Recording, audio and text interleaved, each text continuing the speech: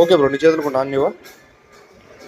అంటే మనం ఆన్ చేసేది ఎందుకు అంటే, నువ్వు ఇంటి దగ్గర మీ పెదమ్మ దగ్గర ఆన్ చేయి, అంటే అసలు డిస్ప్లే ఆన్లో ఉందా డ్యామేజ్లో ఉందా అనే దానికోసం, కన్ఫర్మేషన్ కోసం అంతే. లాంగ్ ప్రెస్ అనుకుంటా. ఛార్జింగ్ ఉంటుంది ఉండదు. 2 minutes వదిలేసి అలానే అదే ఆన్ అవుతుంది.